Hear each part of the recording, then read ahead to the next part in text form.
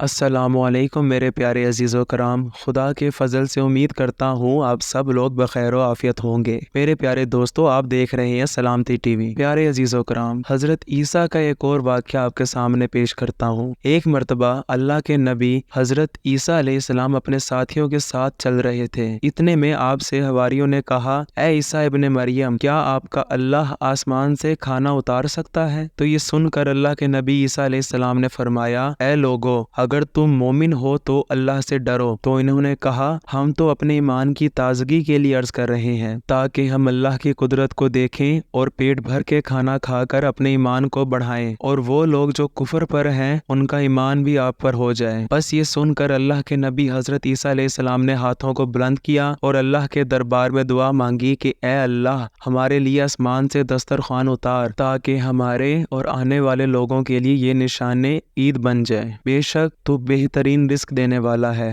بس اللہ نے جیسے ہی حضرت عیسیٰ کی دعا سنی تو فرمانے لگے، اے عیسیٰ، تمہارے پروردگار نے تمہاری دعا قبول کر لی، لیکن اس دسترخوان کے اترنے کے بعد اگر ان لوگوں نے خیانت کی تو ان پر وہ عذاب نازل ہوگا جو آنے والی نسلوں کے لیے مثال بن جائے گا۔ ابھی یہ الفاظ مکمل ہو ہی رہے تھے کہ اتنی دیر میں آسمان سے فرشتے دسترخوان اتار کے لے آئے، جس میں 7 مچھلیاں اور 7 روٹیاں تھیں۔ بعض روایتوں میں ہے کہ آسمان سے مچھلی اور گوشت اترا، اور کچھ روایات میں ایک بڑی مچھلی خوب پکی ہوئی اور قسم قسم کی سبزیاں اور روٹیاں دسترخوان پر موجود تھیں، اور ایک روٹی پر روغن زیتون اور ایک پر شہد، ایک پر گھی اور ایک پنیر اور ایک پر گوشت کی بوٹیاں تھیں۔ بس جیسے حضرت عیسیٰ کے حواریوں نے اس نورانی دسترخوان اور روٹی کو دیکھا تو ان میں سے ایک شخص جس کا نام شمعون تھا، جو اپنی قوم کا سردار تھا، کہنے لگا کہ اے روح اللہ، کیا یہ دسترخوان دنیاوی کھانوں میں سے ہے یا آسمانوں کے؟ اللہ کے نبی عیسیٰ علیہ السلام نے فرمایا، یہ دسترخوان نہ دنیا کے کھانوں میں سے ہے نہ آسمانوں کے، بلکہ تمہارے پروردگار نے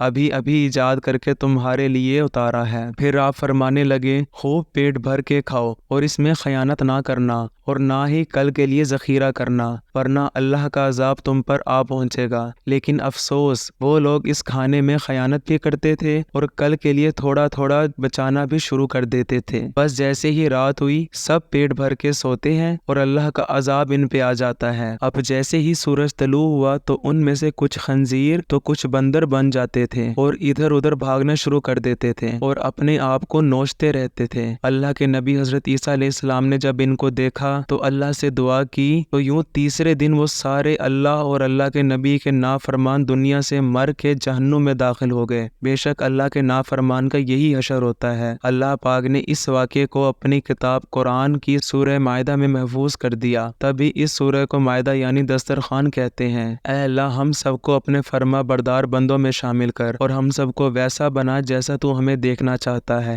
آمین ثم آمین۔ ایسی مزید دینی اور معلوماتی ویڈیوز کے لیے میں آپ کی خدمت میں حاضر رہوں گا۔ اجازت دیجیے، خدا حافظ و ناصر۔